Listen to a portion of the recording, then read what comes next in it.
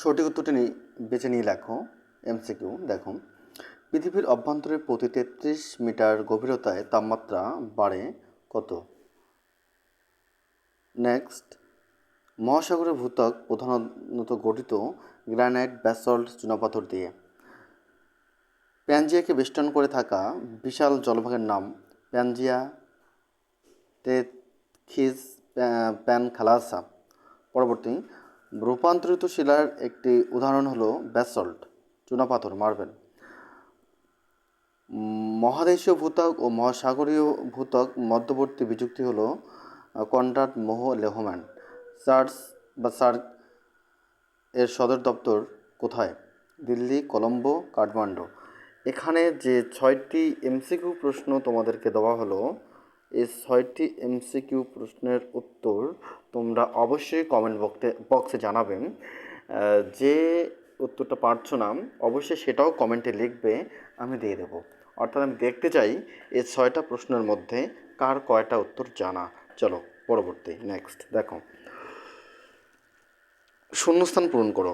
ভূত্বক ও গুরুমণ্ডলের মধ্যবর্তী বিযুক্তি রেখাকে মোহ বিযুক্তি রেখা বলা হয়। কী বিযুক্তি রেখা বলে? মোহ বিযুক্তি রেখা। ব্যাসল্ট শিলা রূপান্তরিত হয়ে এমফিবোলাইট শিলায় পরিণত হয়। পৃথিবীর কক্ষতলের সঙ্গে পৃথিবীর অক্ষ 66.5 ডিগ্রি কোণে হেলে থাকে। অগ্নুৎপাতের সময় উত্তপ্ত তরল ম্যাগমা পদার্থকে বলা হয় ম্যাগমা। অ্যাস্থেনোস্ফিয়ার স্তরের উপর পাতগুলি কী অবস্থায় থাকে? ভাসমান অবস্থায় থাকে। ভারতের একটি প্রতিবেশী দেশ যার 3 দিক ভারত দ্বারা বেষ্টিত, সেটি কিন্তু বাংলাদেশ। সেটি হলো কি? বাংলাদেশ। নেপালও কিন্তু হয়ে যায়। চলো নিচের প্রশ্নগুলোর উত্তর অতি সংক্ষিপ্ত এগুলো দেখো। নিফে কি?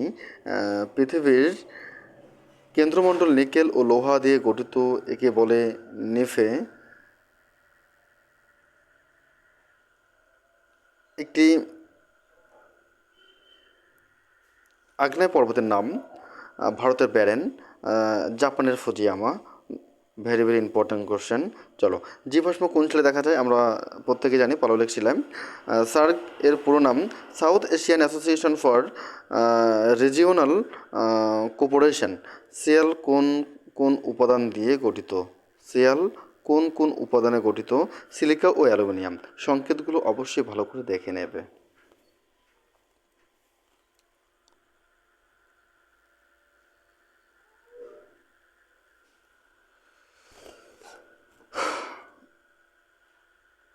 কমেন্ট করো এই সেটের কয়টি প্রশ্ন উত্তর তোমার জানা। যদি এই প্রশ্নগুলো দেওয়া হতো কত নম্বর তুমি পেতে, অবশ্যই কমেন্ট করো। চলো সংক্ষিপ্ত প্রশ্ন উত্তর। অ্যাস্থেনোস্ফিয়ার কি? অ্যাস্থেনোস্ফিয়ার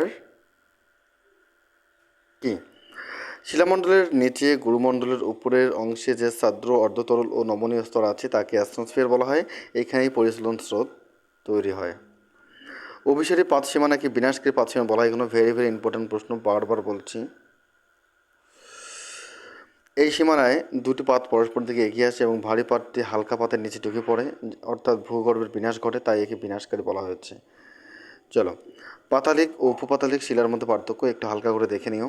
সার্কস গঠনের উদ্দেশ্য অবশ্যই পড়তে হবে। দক্ষিণ এশিয়ার প্রতিবেশী দেশগুলোর মধ্যে পারস্পরিক সম্পর্ক বজায় রাখা এবং অর্থনৈতিক ও সাংস্কৃতিক উন্নয়নকে ত্বরান্বিত করা। ভেরি ভেরি ইম্পর্ট্যান্ট একটি প্রশ্ন।